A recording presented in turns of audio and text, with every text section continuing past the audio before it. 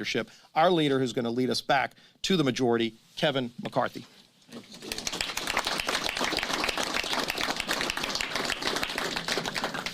I want to thank all the members for being here. We would have had everybody be outside, but it was just weather a little bad. If you go back 1 year ago, it wasn't just the swearing in of President Joe Biden. It was the majority of the Democrats having Congress and then having the Senate. One party, socialist rule for 1 year. No one thought we could do that much damage in that short amount of time. I listened to the president yesterday for nearly 2 hours. For 2 hours, he blamed everyone but himself. Biden used to say the buck stopped with him, but not anymore. This isn't about the president. This isn't about the Democrats. This should be about America. The Americans out there that have worked hard, they've gone through a pandemic, a rough economy. You would think they would focus on them. But the Democrats' very first bill, H.R. 1, the one they put the most importance on, was surely only about the Democrats maintaining power. If we look at the accomplishments, we got an economy that is damaged. We got cities and streets that are dangerous. We have adversaries that feel emboldened. Is that a good song? I thought it was Lee Greenwood. We got a border that's not secure. It's not just 1.8 million people coming here illegally. It's the fentanyl that's coming across. It starts in China and comes into America. It doesn't stop along the border cities. It goes to every reach in every city across America. There's enough fentanyl in America today to kill every single person 7 times over. Or maybe you ask the question, not just would the president or vice president go visit the problem, but where are these people coming from? 160 different countries. There are people that are on the terrorist watch list that have been caught coming across this border. Why are they coming here? Who are they talking to? And what do they have planned? We watched another year where our schools are being shut. We go into the grocery stores in America and you wonder where you are because there's nothing there to buy. But a president who brags about what he did with the supply chain. Ships are still waiting on the outskirts of California. We pay more for gasoline with the projections only to go higher. The answer from the Democrats and the majority is to look to OPEC, not to American workers who could make us energy independent, as we've proven before. This is what we've gotten in 1 year. But an interesting question that the president asked yesterday as he blamed everyone else. He asked, what are Republicans for? We want to answer that question for him. We're for kids in school. We're for food on the shelves. We're for America independence and energy, lowering the gas price so it doesn't harm us. We're for stopping runaway spending so we don't create inflation like they have. We're for a secure border with an immigration system that works. We're for a world that is safe. We want our streets back. We want security and we want safety. We don't want another headline what we read in California just this week. A young UCLA student, all the hopes and dreams of the future, being murdered by somebody out on bail. Same majority that raised money to get people out on bail. I think America deserves better. And we will work with anyone that wants to do that. I was most concerned about not just the president continuing to blame everybody else, but I cannot imagine based upon the president's own decisions on what he did in Afghanistan, to look the American public in the eye, and I quote, "I make no apologies for what I did." For what he did. He promised American people he would not leave till all Americans were out. He closed Bagram first, let the prisoners out, and now we have 13 Gold Star families. They deserve an apology. The president said on Ukraine, a minor incursion. If you read the tweet today, the president of Ukraine, "We want to remind the great powers that there are no minor incursions in small nations, just as there are no minor casualties and a little grief from the loss of loved ones." It's a one-year anniversary of the Democrats' control. It's also the 100th anniversary of the Soviet Union creation. With Putin wanting to put all the pieces back together again. Looking to the leader of the world with 2 hours offering the opportunity to go to Ukraine. Never in my life did I believe a president of the United States would say that. North Korea launches missiles again. Next month, the world will go to China for the Olympics to reward them for bringing in COVID and killing millions of people across this world. We can do much better. That's what this body believes, and this is what we'll work for. With that, let me open it up for questions. Yes, ma'am. Thank you. I wanted to ask, there's been a lot of bipartisan concern after President Biden's minor incursion comments yesterday.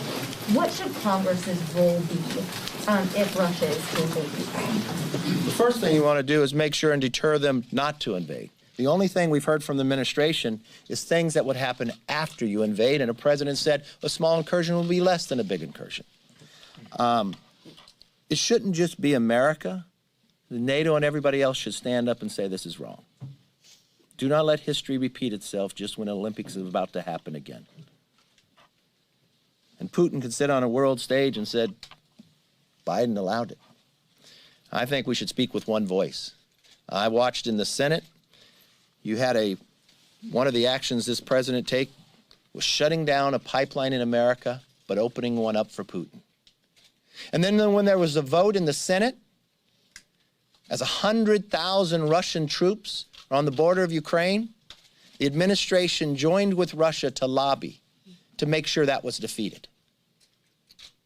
I would have thought they would join together as Americans to make sure you sent a very clear message. So what should Putin read from this? That they'd even work to make sure they keep my pipeline, and then he said you could have a minor incursion. That is all the missteps. Has he learned nothing from Afghanistan? Just a few short months ago? Remember when he stood before the American public and said, oh, no, the Army could sustain itself for long periods of time. But it's not just Biden who should be blamed. Adam Schiff.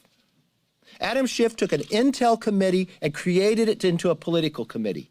Why weren't they watching what was happening in Ukraine? Because they were more busy worrying about impeaching people. It's the entire Democrat majority. And what's so interesting, if you want to know if they're proud of what they've done, why are they setting new records with retirements? Because they don't want to stand up to the American public. They, too, don't want to say the buck stops with them. Yes, ma'am. But you're talking about responding with NATO and everything. Are you for sending combat troops, U.S. combat troops to Ukraine if Russia does invade?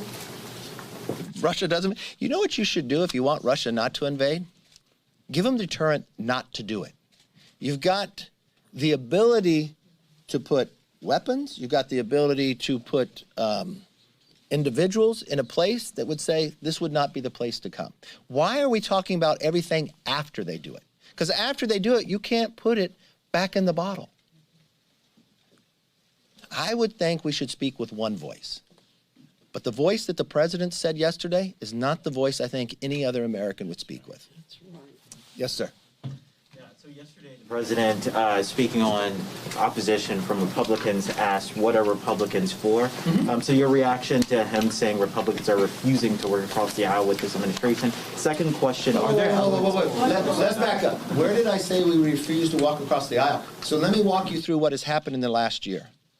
The number of letters, first when the border became a major crisis because this president changed the executive orders.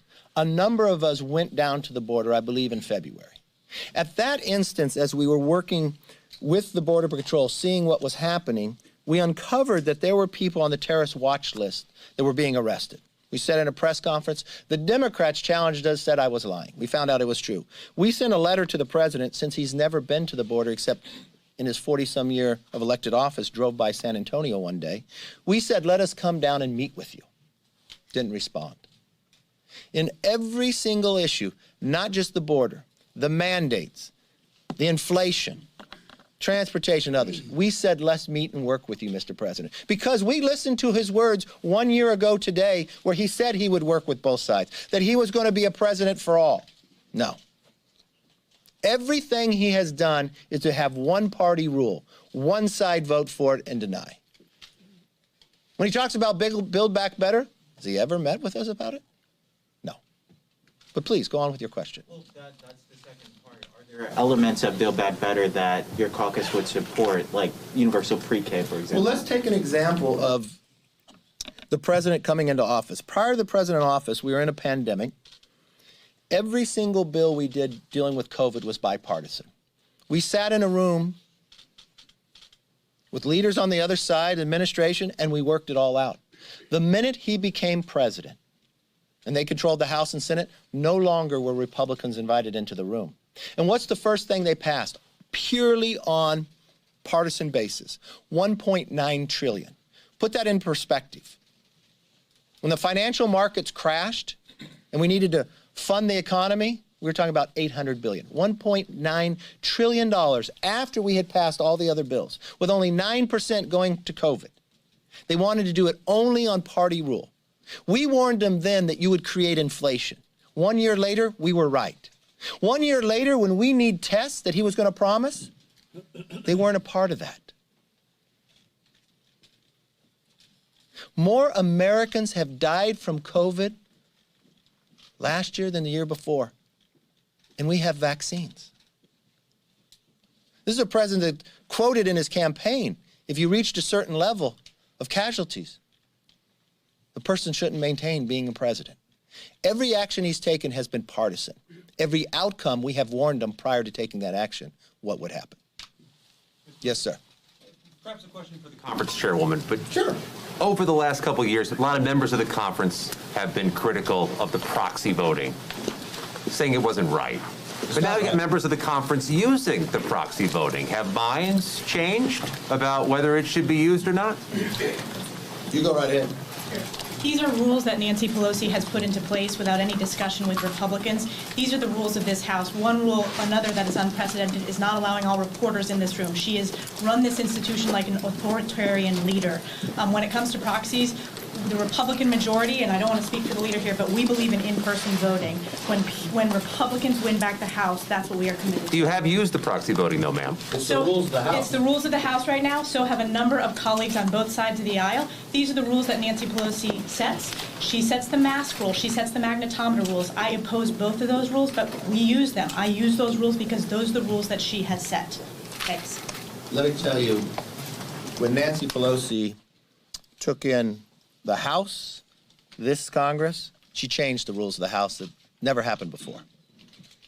I think the American public, just as we honored those in the health field, the grocery store, the truck driver, that they would continue to work, I think they'd expect their leaders to work. What happens when you do proxy voting, and how it was created at the very beginning, is if you had a problem with COVID during that time period or others, what we have found is members use it for other reasons, but they're not here to work. She also passed a bill that for the first 4 months, no bills had to go through committee.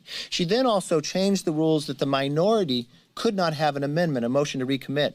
All things that have been around for the history of Congress. Why? Who does it empower? Her. She has all the votes in her pocket. You don't take a bill through committee. you get greater control. So when we talk about 1 year with one party control, it's something that we've never seen happen before. I think people should show up to be paid. I think people should work together across the aisle. And if you're here, that's when you can make that happen. And fortunately, in the next year, we'll change that. Yes, sir. Leader McCarthy, one thing that resulted from the big spending bill that Democrats did when Joe Biden first took office with the checks and the monthly payments for parents is a likely reduction in poverty and especially child poverty. What do you think of that? How important is that in the context of the other economic things you've been talking about, like inflation and labor shortages? You know what's interesting? You didn't mention what also happened with those checks? The Boston bomber got a check in jail. You know what the Republicans offered? To make sure that didn't happen. But the Democrats said no. The amount of waste, when you go back and see, offered going through, we believed we had the data to help those small businesses that need it to be able to stay open and go. But they chose to allow prisoners to have checks, and we think that's wrong. So what we're for is to make sure more people can work, more people have prosperity, more kids can go to school. Back to school, back to health, back to safety. It's pretty simple. We just hope the president would agree with that as well. Yes, sir. Thanks, Mr. Leader. On the Senate side, there seems to be some bipartisan momentum for reforming the Electoral Count Act. I think some members of your conference have also possibly expressed interest in doing that. So I was wondering if you could characterize how real that momentum is, what the likelihood of that is, and if there is support for it, is that in a way an acknowledgement that some members of the conference either abused or at least tried to get around it last year? I'll take the interview question first. No. Just like any bill out there, in every Congress we look, it's an old piece of law, so you can always modernize it in others, and there's nothing wrong with looking at any piece of legislation. I would think we'd look at a lot of things to make things accountable from that perspective. So thank you all very much. Have a good weekend. Thanks.